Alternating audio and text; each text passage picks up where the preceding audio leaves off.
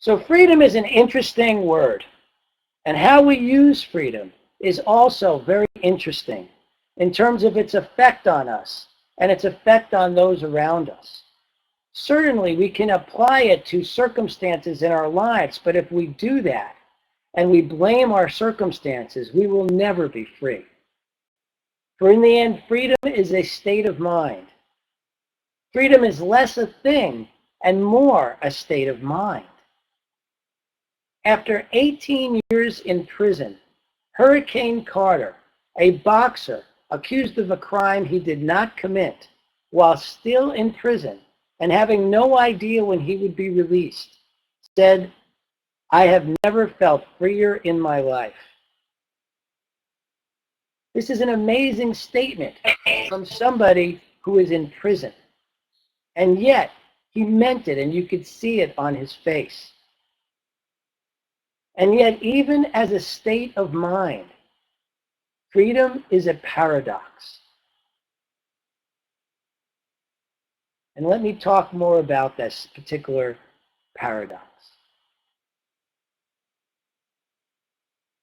By binding ourselves to our values and purpose, we free ourselves from confusion and doubt.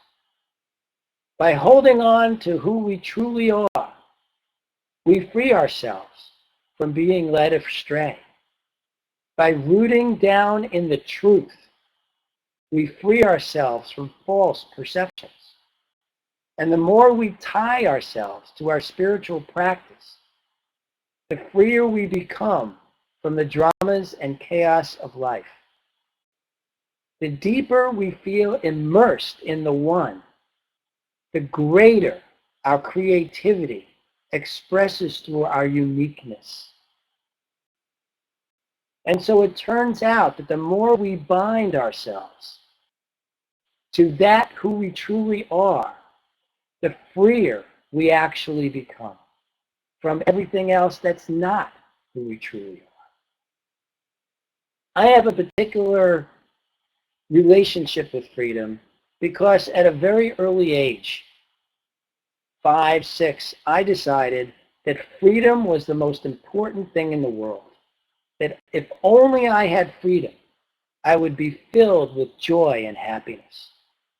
And so I spent my life working at freedom in ways like not listening to authority, breaking rules, being my own person, going out in the world and just doing whatever it is I wanted to do. And I worked my way up to where, just as I was turning 40, I sold a business for so much money that I was now financially free and could in one weekend be skiing up in New Hampshire and the next weekend fly to Cancun to sit in the sun if I wanted to. I could buy anything I wanted. And I packed up my family and said, we get to go anywhere we want. And we started traveling around the country. And we wound up in a town called Asheville, North Carolina when I was 40. And my son was in school, and my wife at the time found work that she was very happy with. And so I had all day to be as free as I wanted, to do anything I wanted to do. And I'm walking through this gorgeous town in the mountains. It's beautiful there. We have this beautiful house. And I realized I was miserable. And I stopped in my tracks, and I broke down crying. And it occurred to me that freedom, in and of itself, gave me nothing in the way of joy and happiness. So I have spent the last 18 years of my life in discovery of what truly matters and what can truly give me that real sense of freedom, joy, and happiness that comes from within. And the first thing I learned was that I needed a purpose in life. I needed a reason for being in the world. And so I went about discovering what that was. And I focused on that. The second thing I noticed was I needed a sense of the divine. I needed a connection with something real in the world that was beyond the illusion. And I attached myself to that.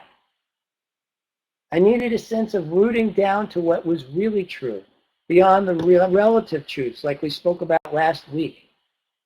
That we are powerful, creative, spiritual beings, and our lives work.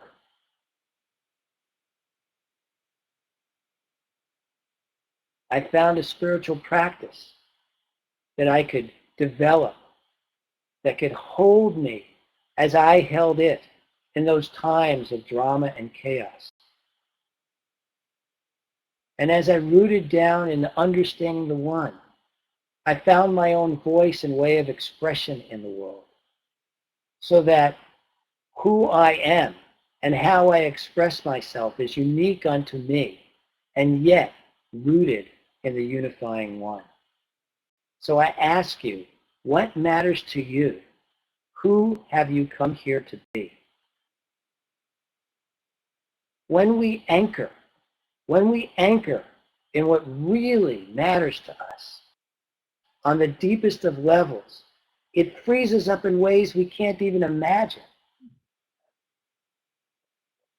One of the most important things about freedom is that unlimited choices is not the same as unlimited possibilities. When we live in unlimited choices, we are not anchored anywhere. We are floating around. We are not connected. But when we stand in what is true for us, when we make that choice, then what opens is the unlimited possibilities of how that choice comes into fruition. How our intention comes alive in our lives is completely based on the unlimited possibilities that come through of standing in choice. And so it's like a boat in deep water. If you don't set your anchor, you're spending all your time trying to find a spot to stay in. And that may give you freedom in terms of what spot you pick, but it is no freedom in terms of how you expend your energy. Once you set your anchor down and it hits the bottom, you are now free to express and create, because the boat isn't going anywhere. You are not going anywhere. You are anchored. So there is a freedom in anchoring. There is a freedom in binding. There is a freeing in tying ourselves, as long as what we're tying ourselves to is what is true to our nature. And the beauty of the anchor is we can pull it up and move it to another place. It doesn't have to stay in the same spot forever. And then we can anchor at another spot and be free again.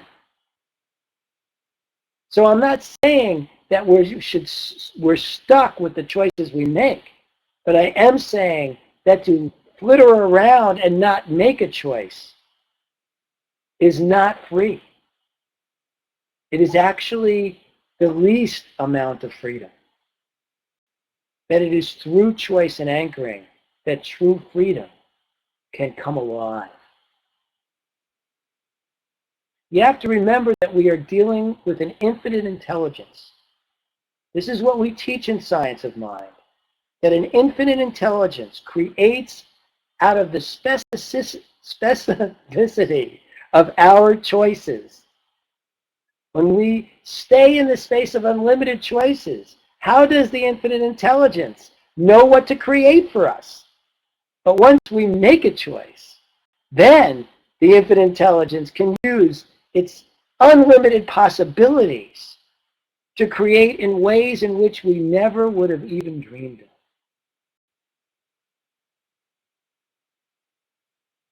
When we anchor, creativity is free.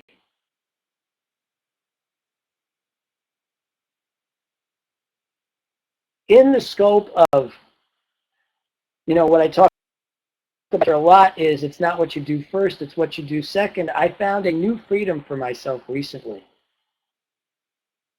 One of the things I've become very good at is when I get triggered. When something happens that of drama or chaos comes into my life, I am quick to recognize now that that is the case and go into my practice. And use all the tools at my disposal to work my way through it. But what I've noticed is that sometimes, even though I've gotten good at going into my practice, that doesn't mean my practice is going to work right away and work me out of whatever has triggered me. It may take a while still. And I noticed that what was happening was that was starting to frustrate me. I was actually starting to get frustrated that here I was so good at going into my practice, and yet I was still pissed off or upset or triggered, or however it is you want to say that. And so I was walking the other day as I was doing my practice, and I was clearly triggered about something that had happened. And it dawned on me that it was the practice itself that was important, not the result. Not whether I got out of being triggered or not, but that I had moved into practice was the secret cup. It was the essence and the power in and of itself. And when I realized that, my whole body relaxed. And I felt a freedom that I had not felt previously. I felt calm in a way that I had not felt previously because I released myself from the result and reveled in the practice. When we are in step with who we want to be in this world, when we are doing our practice, there is a freedom in that for me is beyond my wildest dreams. I am watching my body unwind in ways that it has been tight for over 20 years. A freedom is coming over me that is available to each and every one of us simply by allowing ourselves to bind, to tie, to be with our practice. Bind yourself to your values and purpose. Hold on to who you truly are. Root down in the absolute truth that we are powerful, creative, spiritual beings, unified in the one. Tie yourself to your spiritual practice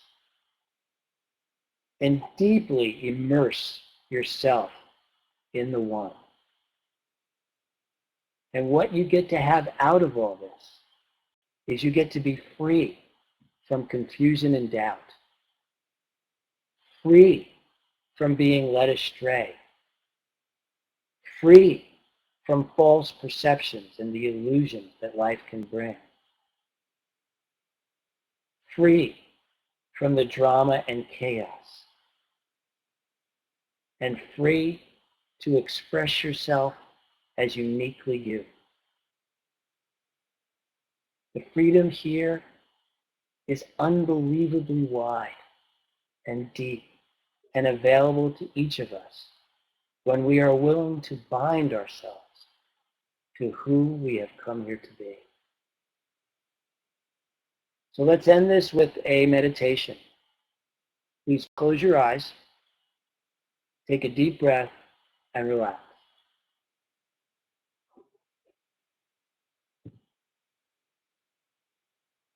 And imagine yourself on a path. It is the perfect path. It is your path. The sights, the sounds, the way it feels underneath your feet, the air against your skin, the light, all perfect. Maybe it's in the woods, maybe on the beach, maybe up in the clouds. Maybe it's in your home. Wherever this path is, it's your perfect path.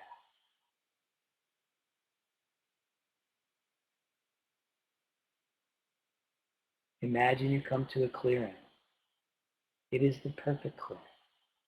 It is your sanctuary. The sights, the sounds, the feel of the air against your skin, the light, the beauty is exactly perfect for you.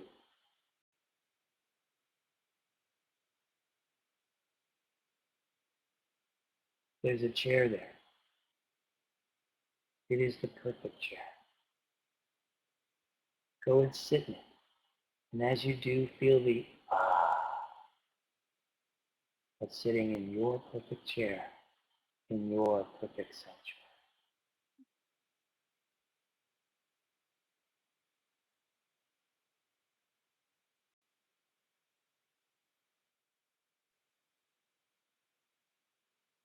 And imagine yourself rooting down into the truth, the absolute truth of who you are.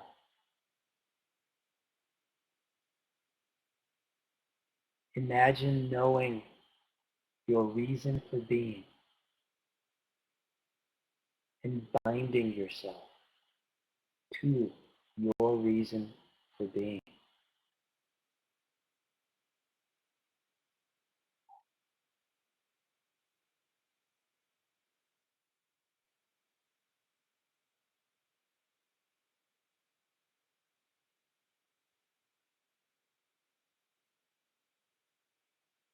Imagine yourself immersed deeply in the one. Feel how it feeds your creativity that is uniquely you. It immersed in this wonderful bath of oneness. You are uniquely expressing you.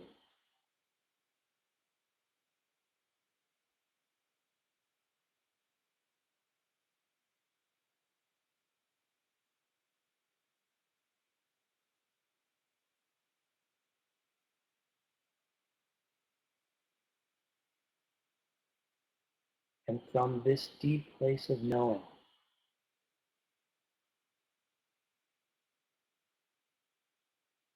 walk out into your life. Meet the circumstances and conditions of your life the way it is now. And feel yourself bound to your spiritual practice. Feel yourself bound to your reason for being. Feel yourself tied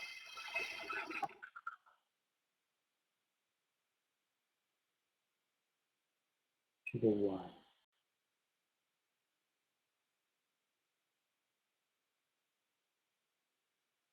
And notice how you are free. Feel your freedom. Free from confusion and doubt. Free from being led astray. Free from false perceptions. Free from the drama, chaos. You feel your creativity flourish. Feel the freedom to create from the depths of your soul.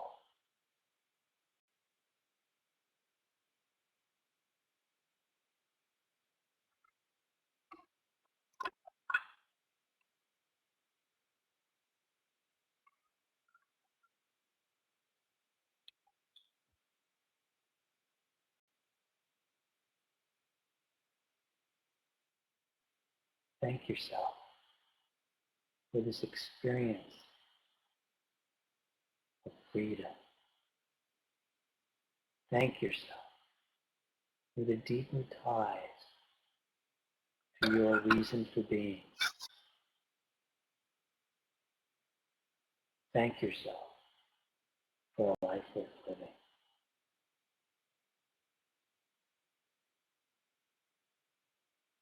And when you're ready, open your eyes.